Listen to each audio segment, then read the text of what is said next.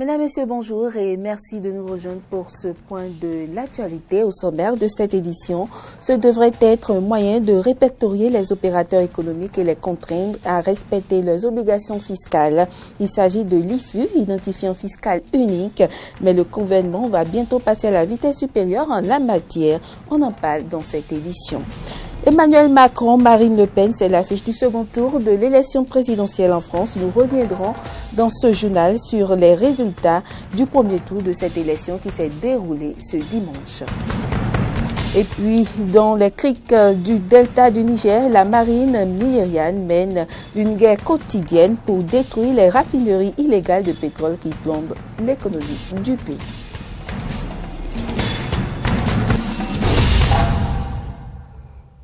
Bienvenue dans ce journal. Formation des professionnels des médias sur la conception, l'analyse et l'évaluation des politiques publiques. C'est une initiative de la direction des médias avec l'appui de la Fondation Friedrich Ebert. Cette formation réunit des journalistes de plusieurs organes de presse depuis ce matin au siège de la Fondation qui a présidé la cérémonie d'ouverture en présence de Espedi Ologou, directeur général des médias. Vous aurez plus de détails dans nos prochaines éditions. Cela devait être un moyen de répertorier les opérateurs économiques et les contraindre à respecter leurs obligations fiscales. Il s'agit de l'IFU, identifiant fiscal unique, mais le gouvernement va bientôt passer à la vitesse supérieure en la matière. Il a en tout cas annoncé la couleur dans le résumé du Conseil des ministres du 6 avril dernier. Il veut renforcer le caractère obligatoire de l'IFU en l'étendant à tous les contribuables. IFU, identifiant fiscal unique, que comprendre, c'est un sujet de Fréjus Serlan, Denis Baroya et Damien Pedro. Institué depuis une dizaine d'années au Bénin, l'identifiant fiscal unique, IFU, visait essentiellement à répertorier les opérateurs économiques dans le but de les astreindre à respecter leurs obligations fiscales. Mais désormais, sur initiative du gouvernement de Patrice Talon, l'IFU est étendu à tous les citoyens. Qu'est-ce donc que l'IFU et quelle spécificité lui apporte la loi de finances 2016? Richard Mekpo, économiste, et Stéphane Tora, contrôleur financier, répondent. Un numéro attribué par les services des impôts à tout contribuable, qu'il soit personne physique ou morale, pour essayer donc d'élargir la base de l'impôt afin de soulager la pression fiscale qui doit donc peser sur chaque individu ou chaque contribuable. La loi 2016 a précisé, a donné une clarification pour qu'on distingue toute la population et le répertoire des contribuables. Une mesure qui vise donc à élargir l'assiette fiscale, faire contribuer tous les citoyens aux charges de l'État et bien suivre chaque acteur économique. Stéphane Tora et Richard Mekpo expliquent. L'État a l'avantage de connaître le poids des contributions fiscales. Ça veut dire que nous avons un outil qui nous permet d'aller négocier sur le marché financier. Puisque avant c'était l'humain, il savait qui était. Et donc alors, dès qu'un individu ouvre une entreprise aujourd'hui et qu'il a des difficultés, il ferme, il disparaît, on n'arrive pas dessus. Donc s'il y a des dettes, on n'arrive même pas à savoir quelles sont ces dettes-là. Alors qu'avec l'identifiant fiscal unique, quel que soit le lieu où il se trouve, même s'il est en faillite avec une entreprise et qu'il veut reprendre une autre entreprise, on sait qui c'est. L'État n'est pas le seul à bénéficier des retombées de l'IFU. Il présente également des avantages pour chaque citoyen. Un contribuable qui n'a pas l'IFU et qui va acheter quelque part, on lui applique un taux de prélèvement AIP de 5%. Alors que celui qui a l'IFU, on lui applique un taux de prélèvement 1%. Ça nous permet de savoir qui a quoi et qui vend comment. Ça renforce le titre foncier en fait. Puisque avant, les gens sont des titres fonciers qui sont mis en cause tout le temps. Parce que quelqu'un vient dire, ce n'est pas moi qui ai vendu ça, quelqu'un d'autre vient dire que c'est pour son grand-père, etc. C'est un élément qui permet de dire oui, en ce moment-là, mais c'est lui qui nous avait vendu le truc, avec précision, parce que tu es identifié, tu as ton numéro, on peut te suivre un peu partout. Quant à Florent Bouinou, économiste planificateur, l'IFU pourrait offrir d'autres avantages. On peut même rattacher le numéro IFU aux références des pièces d'identité de la personne. C'est ça. On peut arriver à un stade où, quand vous prenez votre pièce d'identité, les références qu'on voit sur les pièces d'identité, c'est votre numéro IFU. Et là, c'est clair pour tout le monde. Outre l'avantage de savoir ce que chaque citoyen fait comme activité, l'IFU est un outil de développement qui à terme permet de lutter contre la fraude fiscale. Éducation à présent, les apprenants de l'école primaire publique de Gbodjetin, située dans la circonscription scolaire de Bégamé, sont confrontés en saison pluvieuse à d'énormes difficultés. Le bâtiment abritant les salles de classe, construit par le génie militaire sous le régime précédent, ne résiste pas aux intempéries. Les conditions de travail en saison pluvieuse sont tout simplement exécrables. C'est le constat de Moriagua et Romaric de Vauchy. École primaire publique Gbodjetin, traduction littérale, lieu de repos. Ce nom contraste avec le quotidien des occupants de ce module de 3 classes qui travaillent la peur au ventre. Réalisé par l'État béninois sous le régime du président Boni Yayi et construit par le génie militaire, ce module a atteint une vétusté précoce en dépit de son coût de réalisation estimé à plusieurs millions de francs CFA. Il ne peut en être autrement si l'on observe de près les matériaux utilisés dans l'érection de ce bâtiment. La directrice d'un groupe pédagogique parle du calvaire des écoliers et des enseignants. C'est un bâtiment qui est l'œuvre de Yayi Boni, érigé en 2008. Donc, actuellement, le bâtiment est devenu branlant, le toit ne tient plus, il fait excessivement chaud dans la salle. Quand il pleut, la salle est inondée. Le plancher du sol ne tient plus. La proximité du terrain de football avec ce module de classe dépourvu par endroit de fenêtre expose au quotidien les écoliers et les maîtres à des perturbations. D'autres éducateurs se substituent aux maçons en fermant les trous par endroits avec des briques ou par des feuilles de tôle. Nous sommes confrontés à un grave problème d'insécurité puisque, disons que les fenêtres ne tenant plus, qui ont été remplacés par des clairs. Il y a des ouvertures et quand les gens jouent sur le terrain, la balle arrive facilement à pénétrer dans la salle. Donc là, on voit que les enfants sont exposés à des coups de balle, ainsi que le maître. Les directeurs des groupes pédagogiques lancent ici un appel au nom des écoliers. J'aimerais bien qu'on puisse nous changer carrément ce bâtiment qui est branlant. Le travail est interrompu quand il pleut. En saison de pluie, on a des difficultés à dérouler les activités pédagogiques. Nous souhaitons vivement une aide d'urgence pour remplacer ce bâtiment. Nous lançons un appel vivement aux autorités, à toute personne de bonne volonté. Si l'on est d'accord que chaque enfant qu'on enseigne est un être qu'on gagne, on ne saurait atteindre de bons résultats scolaires dans des conditions piteuses. Vivement la réaction des autorités. Elle est tout à fait naturelle, mais toujours taboue. Elle est souvent inopinée et parfois douloureuse. Elle est quelquefois désagréable, mais son retard ou son absence cause bien des soucis aux jeunes adolescentes et leurs petits copains. Vous l'aurez deviné, il s'agit de la menstruation, phénomène physiologique normal. Elle n'en demeure pas moins difficile à gérer quand on est jeune, collégienne en milieu rural. Suivez ce reportage de Jonas Bouchi. C'était le cours de philosophie qu'on faisait. Et j'avais constaté que j'ai mon kaki qui est taché. Et je me suis demandé si c'était vraiment ça. Je me suis levée, j'ai tourné, j'ai constaté que c'était ça. Alors que je ne m'étais pas préparée à la maison. Le ça en question, c'est la menstruation.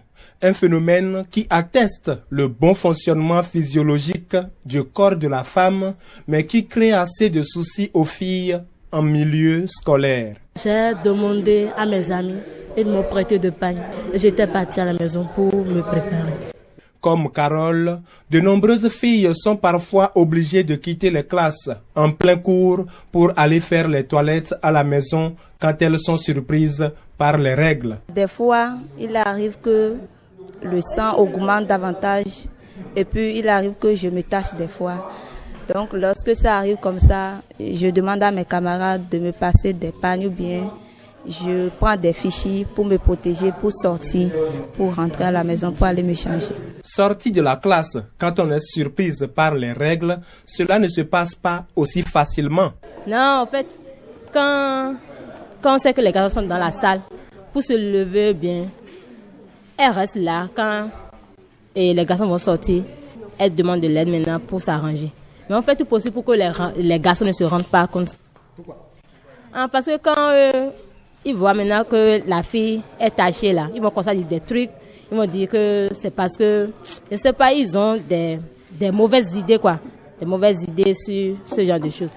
Et c'est pour cela on se cache pour qu'ils ne savent pas que celle-ci est tachée en classe. On entendait parler de ça auparavant, mais on n'a jamais vu pratiquement comme ça. Donc quand ça arrive que on trouve ça chez des femmes, c'est un peu amusant. Donc on trouve des slogans juste pour nous moquer de ceux-là. Il n'y a pas que les jeunes garçons qui alourdissent la peine de ces filles. En classe, des fois, les professeurs nous désignent d'aller au tableau. On n'arrive pas à se lever pour aller au tableau lorsqu'on est taché. Donc, des professeurs ne nous comprennent pas. J'étais en classe quand c'était venu, quoi. Et bon, je ne m'étais pas préparée à la maison. Le professeur m'a désigné maintenant pour expliquer quelque chose à mes camarades. Et je lui disais que je ne pouvais pas. Pour lui, c'était un manque de respect. Il me disait que je ne peux pas lui parler comme ça, que de sortir de la classe même. J'avais dit que je ne pouvais pas sortir. Bon, il avait insisté. J'avais refusé. Pour lui, je prenais à ma tête, il m'a donné des heures. Au-delà des accrochages avec le règlement intérieur, les règles portent parfois atteinte au rendement scolaire des filles. Par exemple, moi, mon cas, j'ai des règles douloureuses, quoi. Et parfois en classe, lorsque le professeur dispense son cours et que tu constates que tu as mal au ventre, on n'arrive plus à suivre le cours comme ça. On s'intéresse seulement à son mal et on n'arrive plus à assimiler ce que le monsieur a expliqué en ce temps-là. Par exemple, moi, mon cas, quand je pars à la maison et que le professeur explique le cours, même quand je reviens demander aux camarades, je n'arrive plus à comprendre comme ça. Les établissements ne disposent pas habituellement des toilettes appropriées où les filles peuvent changer les couches. Ce qu'ils ont fait là-bas, c'est fessé. Et c'est pas du tout bon. Et bon, il n'y a pas aussi de quelque chose de caché ici quand nous, en tant que les filles, on ira pour changer nos couches. Bon, on a une amie proche d'ici et on va chez elle pour faire ce genre de choses-là. Moi, je vais demander aux autorités de nous aider en construisant des toilettes contenant des pompes pour que lorsque ce genre de choses nous arrivent, on puisse s'échanger dans ces toilettes. Et aussi pour les filles qui ont des règles douloureuses, qu'ils construisent des infirmeries pour qu'elles puissent se soigner ou bien prendre des médicaments lorsque ce genre de choses arrivent. Notre incursion dans le jardin secret des femmes pour exposer la menstruation des filles en milieu scolaire se justifie par le fait que le combat pour l'instruction des filles occulte très souvent l'impact de cette situation sur le rendement scolaire de ces enfants. Une manière pour nous d'en appeler à la conscience des uns et des autres. Et puis, les usagers de la route à Kassato-Glodjigbe sont confrontés à des accidents de circulation. Les causes sont entre autres liées au stationnement anarchique des camions sur CETAS. Eh bien, Laurent Tonninkes s'est rapproché des autorités locales et de quelques citoyens. Voici son reportage. Tronçon Glodjigbe à Kassato. Ce qui était annoncé pour être une 2 fois double voie a cédé place à ceci. Une seule voie exiguë. Cet état de choses ne favorise pour la bonne circulation des personnes et des biens. Le tronçon Glodjigbe à Kassato est l'une des voies les plus dangereuses à emprunter dans la commune d'Abomey-Calavi. Et ceci à cause des mauvais comportements adoptés dans la circulation. Et l'un des mauvais comportements a non stationnement anarchique. Il est courant de voir sur ce tronçon des poids lourds des véhicules stationnés sans tenir compte des règles en matière de sécurité routière. Moi, ce que je voudrais dire par rapport à ça, à ce stationnement anarchique, que nos autorités cherchent un moyen, ou bien si c'est un test, on va dire, ou bien au niveau du ministère de l'Intérieur, on va dire, bon, si quelqu'un gare anarchiquement au bord de la voie, on lui flanque une amende ou bien quelque chose, je ne sais pas, Je ne sais pas comment ça va se passer. Mais vraiment, ça cause beaucoup d'accidents. Les camions causent beaucoup d'accidents dans notre arrondissement ici. Quand un véhicule stationne de façon anarchique, ça obstrue la circulation. Et donc, de fait, ça cause d'ennui aux autres usagers de la route. Et donc, c'est un phénomène qu'il faut corriger. Malgré les injonctions de certaines autorités locales, le mal persiste et expose parfois autorités et populations à des accidents de la circulation. Jeanne Assoclé, conseillère locale à Domingbo, et Rouyinou Théophile, chef village à Zonsa dans l'arrondissement de Glodjibé, se prononcent. Les conducteurs des gros porteurs ne respectent point les consignes de la route. Nous nous battons chaque jour pour interdire les stationnements anarchiques. Il y a juste 3 jours, je les ai vus stationner des 2 côtés. Mais malgré mes injonctions, en tant qu'autorité locale, ils n'ont pas cru devoir s'exécuter. Et plus loin, nous avons été confrontés à une situation du genre avec notre véhicule. Et peu s'en fallait, nous serions victimes d'un accident. C'est bien déplorable ce qui se passe.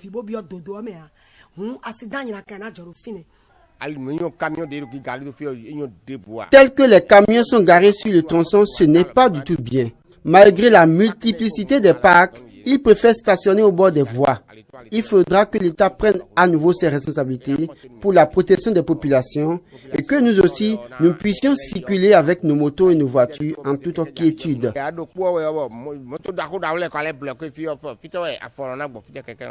Le conducteur de ce camion surpris en plein déchargement au milieu de la voie à hauteur de Poissouroué ne s'est point préoccupé du danger qu'il cause. Une situation qui perdure malgré les efforts des forces de l'ordre. Quelques brebis galeuses continuent de s'entêter et du coup sont la cause des accidents fréquents observés sur ce tronçon. Il va donc falloir que les autorités à divers niveaux prennent d'autres mesures pour éradiquer le mal.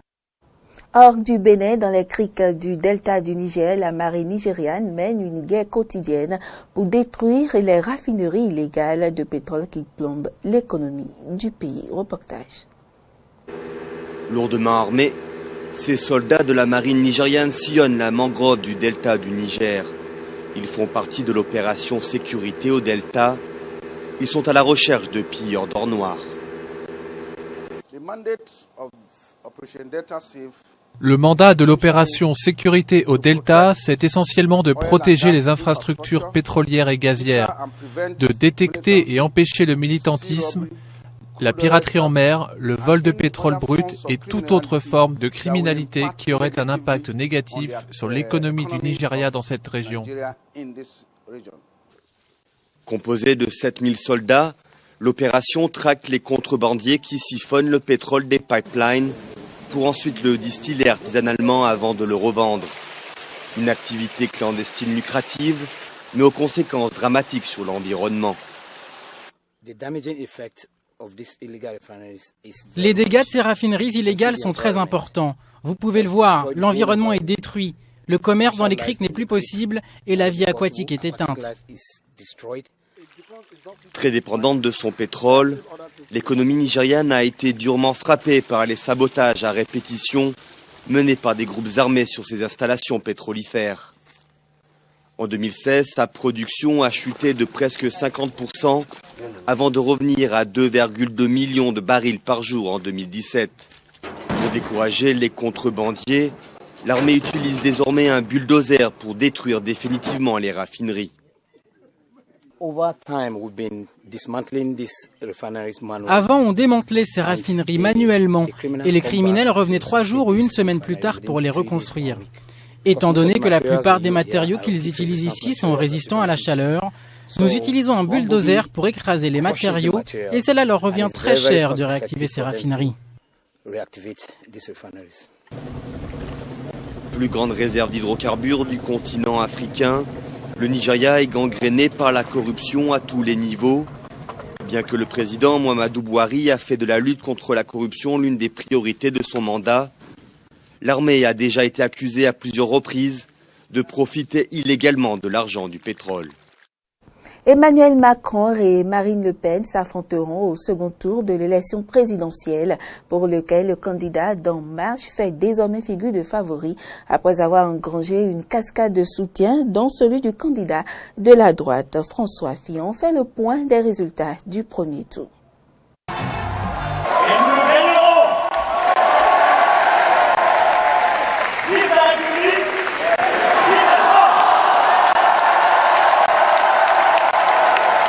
C'est l'euphorie dans le camp des deux candidats vainqueurs du premier tour de l'élection présidentielle de 2017 en France. Les résultats du premier tour donnent le candidat d'En Marche, Emmanuel Macron, en tête avec un score de 23,86% sur son adversaire, la patronne du Front National, qui a obtenu 21,43% des suffrages. Emmanuel Macron s'est félicité de ce résultat obtenu. Le défi, à partir de ce soir, n'est pas d'aller voter contre qui que ce soit. Le défi est de décider de rompre jusqu'au bout avec le système qui a été incapable de répondre aux problèmes de notre pays depuis plus de 30 ans. Je remercie Benoît Hamon et François Fillon d'avoir appelé à voter en ma faveur au second tour. Ce scénario Macron-Le Pen rebat les cartes de la politique française car c'est la première fois sous la Ve République que la droite est absente du second tour et la première fois qu'aucun des deux grands partis qui ont dominé la vie électorale depuis près d'un demi-siècle, les Républicains et le Parti socialiste, n'y est présent. Quant à Marine Le Pen, candidate du Front National, elle a estimé dimanche que sa qualification pour le second tour de l'élection présidentielle en France constitue un résultat historique. Les Français ont un choix très simple. Soit nous continuons sur la voie d'une dérégulation totale, sans frontières et sans protection, avec comme conséquence les délocalisations, la concurrence internationale déloyale, l'immigration de masse, la libre circulation des terroristes. Ce règne, c'est celui de l'argent roi. Soit vous choisissez la France, des frontières qui protègent nos emplois, notre pouvoir d'achat, notre sécurité, notre identité nationale. Vous avez donc le choix de l'alternance, la vraie, pas celle qui a vu des gouvernements se succéder sans que rien ne change. Celle que je vous propose, c'est la grande alternance, l'alternance fondamentale qui mettra en place une autre politique, d'autres visages au pouvoir et le renouvellement auquel vous aspirez. François Fillon, de son côté, a reconnu sa défaite dimanche soir et a immédiatement annoncé qu'il voterait pour Emmanuel Macron au second tour de l'élection présidentielle. Malgré tous mes efforts, malgré ma détermination, je n'ai pas réussi à vous convaincre. Les obstacles mis sur ma route étaient trop nombreux, trop cruels. Le moment venu, la vérité de cette élection sera écrite. Dans l'immédiat, j'assume mes responsabilités. Cette défaite est la mienne, et c'est à moi et à moi seul qu'il revient de la porter. Il nous faut choisir ce qu'il y a de préférable pour notre pays. Je ne le fais pas de gaieté de cœur, mais l'abstention n'est pas dans mes gènes, surtout lorsqu'un parti extrémiste s'approche du pouvoir. Cette 10e élection présidentielle au suffrage universel de la Ve République est hors norme à plus d'un titre. Un président sortant, François Hollande, pas en mesure de se représenter, une première depuis la mort en fonction de Georges Pompidou en 1974, élimination des favoris Alain Juppé, Nicolas Sarkozy et Manuel Valls lors des primaires. Ce second tour de l'élection présidentielle est prévu pour le 7 mai prochain. Mesdames, Messieurs, ce sera tout pour ce journal. Merci pour l'attention.